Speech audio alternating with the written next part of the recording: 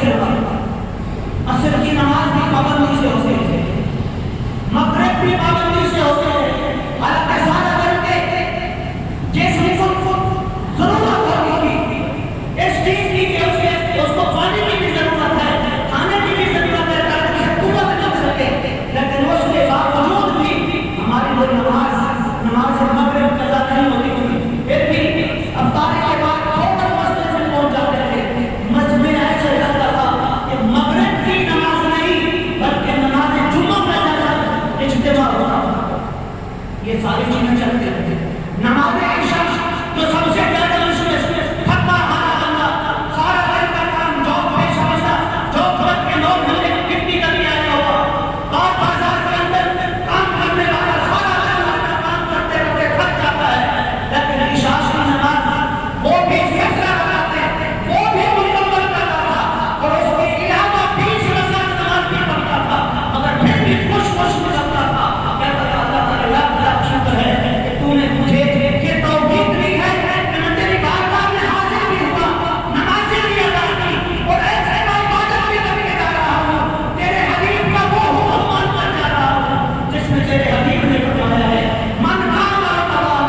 ایمان والاحتسابا غفر له ما تقدم من ذنبه، میرے حبیب نے فرمایا جس نے رمضان کے اندر ایمان اور احتساب کے ساتھ قیام اللیل لگا، اللہ تعالیٰ اس کے پچھلے سارے گناہ معاف کر دے گا۔ الحمدللہ اللہ کے فضل و کرم سے وہ بھی ہم سب نے یہ بھی مزے ملے،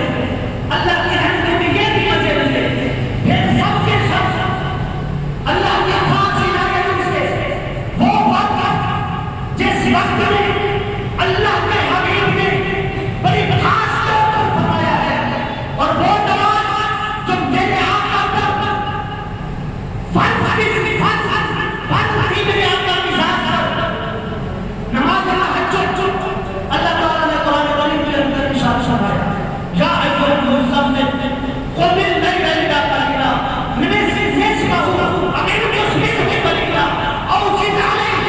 ورتل القرآن ترتیلا۔ حکم دیا ہو رات کی باتیں جب کرتے ہو یا تو آدھی کیا آدھی رات کیا کرو یا اس سے بھی کم کر لیا کرو یا اس سے زیادہ، محبوب آپ کو ساری رات جاگنے کی ضرورت نہیں ہے، لیکن رات کی عبادت میں آقا علیہ الصلوۃ والسلام نماز تہجد ادا کرتے ہیں، اور اللہ کے حبیب کی خاص عنایت سے، اللہ کے خاص فضل و کرم سے، اور وہ نماز جو میرے آقا کو بہت پسند تھی نماز تہجد، الحمدللہ ہم سب اس وقت میں اٹھتے تھے اور برکت میں استعمال کوئی 2 رکعت پڑھ لیتا، کوئی 4 رکعت کرتا، کوئی 6 رکعت کرتا، یہ بھی پورا مہینہ روٹین میں کیا جو میرے آقا کو بہت پسند تھا، سارے نیکی والے اعمال، اور ہم رمضان کے اندر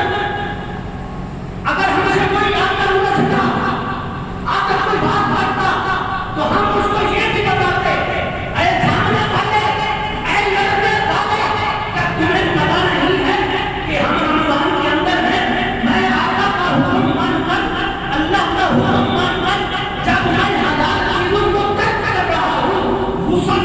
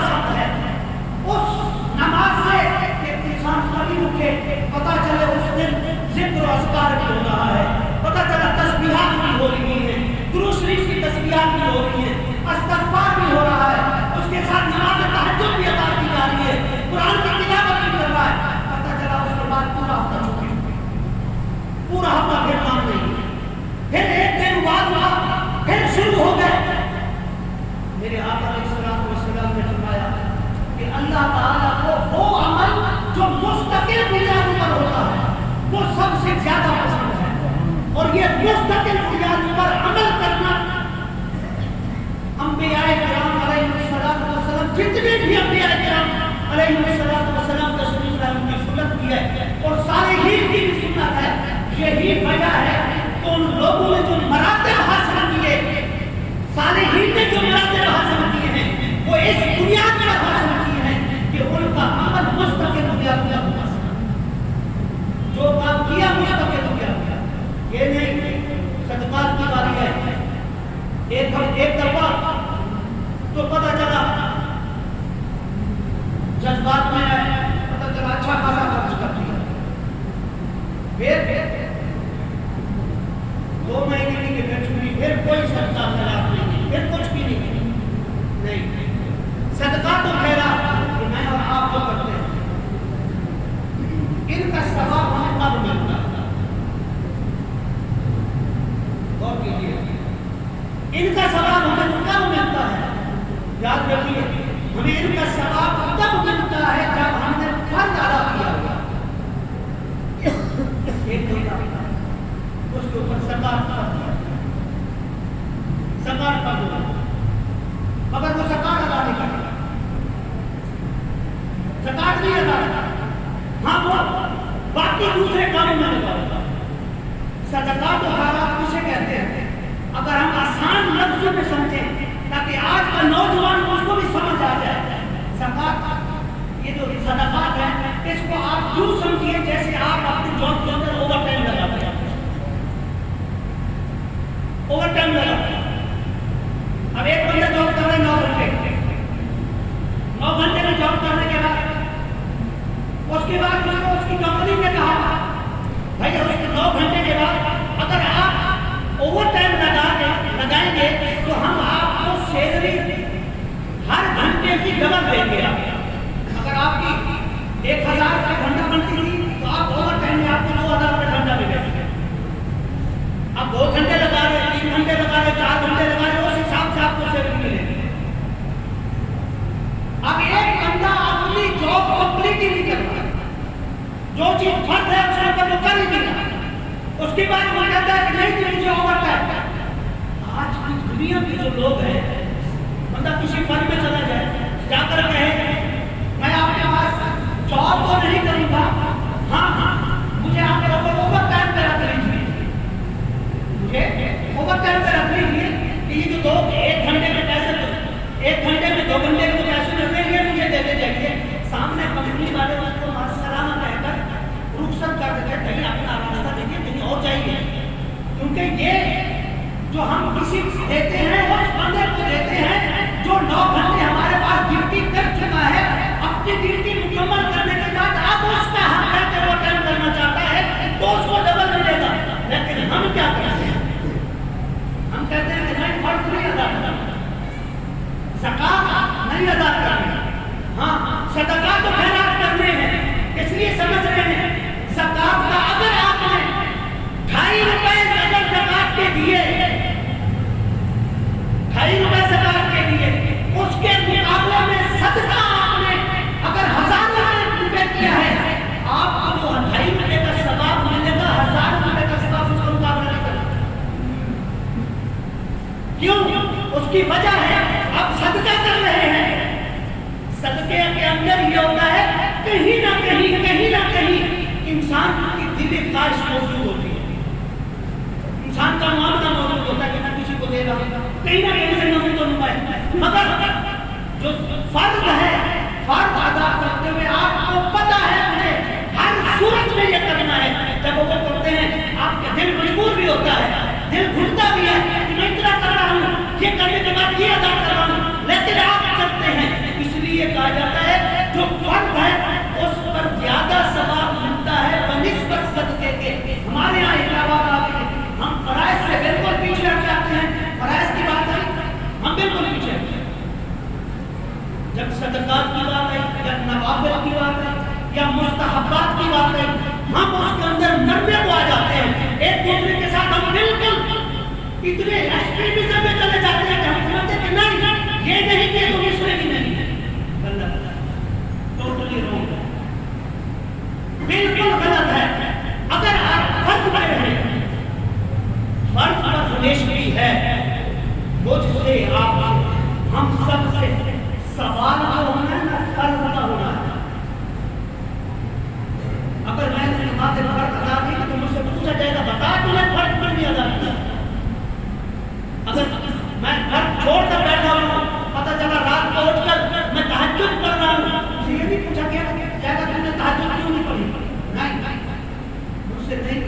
جائے گا کہ بتا فرض نماز ادا کیوں نہیں،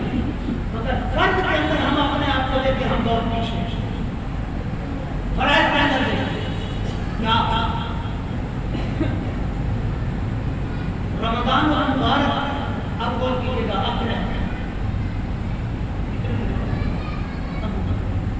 آخر یہ کر رہا ہوں رمضان المبارک کے اندر نمازیں 5 وقت کی ہم سب کے سب ادا کرتے ہیں جو کہ ہمارے اوپر فرض ہے، ہم نے کی کیا رمضان المبارک میں ہم کسی اور خدا کی عبادت کیا کرتے تھے یا دوسرے لفظ میں کیا رمضان المبارک کی جو فرائض نمازیں ہیں وہ کسی اور نے ہمارے اوپر فرض کی ہیں اور باقی دنوں کی کسی اور نے فرض کی؟ اسی لیے صحابہ نے پوچھا یا امہ کیف قال امر سیدنا رسول اللہ صلی اللہ علیہ وسلم وکیف کان عمله بعد رمضان، کہ رمضان کے بعد میرے آقا کا عمل کیسا ہے؟